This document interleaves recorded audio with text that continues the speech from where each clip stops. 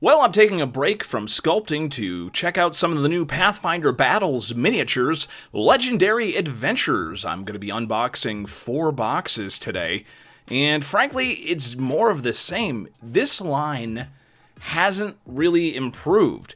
There's been some really amazing sets, and there's been some nice pieces like this dinosaur here. Nice rubbery, good detail. But certainly I can't recommend a whole set if only some of the miniatures are up to snuff.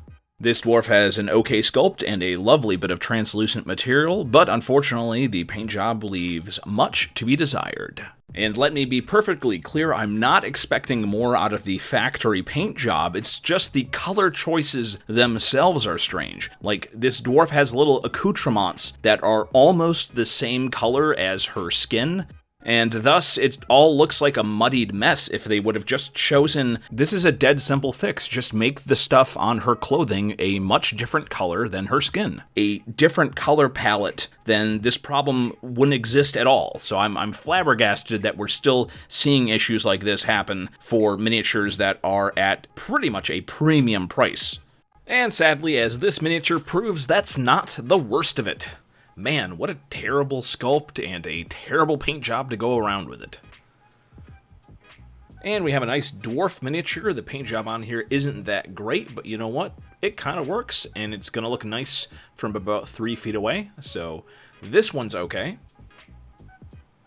Next box. Aboleth style miniature. Boy, it's just something, I don't really like this one. This could have been like a huge miniature, but eh. Oh, poor kobold. Not my favorite kobold miniature, certainly. And the hobgoblins, I don't even understand the purpleness of it. I don't even know what that could be used for. Blue kobold, man. The sculpt is both great and terrible. Just the face is just awful, and the paint job obviously is not doing anything to help that out. Not happy with this. I don't get Pathfinder kobolds, I guess. I don't know. We have another terrible paint job. This sculpt could have been nice. Paint job is a little bit wonky, to say the least. We have a Pathfinder Goblin here. Pathfinder Goblins have the watermelon heads. Some people like them, some people don't. I don't mind either way. It's an okay miniature. And we have this orc that I don't like. I just don't know what it is about the orc, whether it's the... I don't know, I don't like that miniature. And finally, we have a somewhat okay... This is supposedly a huge giant, but it's pretty shrimpy for a huge miniature. Not exactly sure what's going on with this guy. More on that later.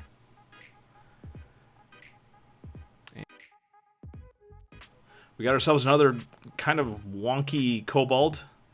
We have another one of these orcs that I don't like. And we have this, which should have been a no-brainer. Cool material over translucentness. I mean, it's a cool sculpt, but just something in the paint job is just... The single-color paint job just did not really work with me. We have this fire giant, who is very cool. Got a lot of translucent material on there. Clearly, this is one of the miniatures that they put a lot of effort into. But frankly, when it comes to the giants, the scale is such a weird issue. Here we have the Ganondorf WizKids D&D Fire Giant looking way more impressive than the Pathfinder one. Here we have the Storm Giant from D&D's towering over the Pathfinder one. Clearly, it's just weird. If you already have had a superior product released in another line, these just seem like a step backwards, even if they are in scale with Pathfinder. A lot of these miniatures, just the paint jobs and the terrible sculpts, I mean, unfortunately, it's just, this is definitely not my favorite line. In fact, this might very well be up there with some of the worst that I've seen out of WizKids for a while now. But of course, this is personal preference. If you do enjoy this set, then certainly there are many bright spots. Need specific miniatures that are in here, then by all means. But frankly, I have just seen far superior products from WizKids in earlier series. And it seems weird that we continue to have these quality control issues with every set they release. Quality should be going up, but it's not. It's clearly not. There were sets before. You can see my reviews from this channel, and you can see the quality just kind of be completely all over the place. And it's bizarre. If it's an issue where they just cannot get pre-painted miniatures of the quality that they started at. Because may I remind you, when WizKids started making pre-painted miniatures, they started off with like some really amazing premium sets and whatnot. And they looked amazing, and the price point was super low, even considering inflation. But here's the thing. You can't say, oh, it's a manufacturing issue, because I see a ton of non-role-playing game products that are pre-painted products from China, and they all look really good.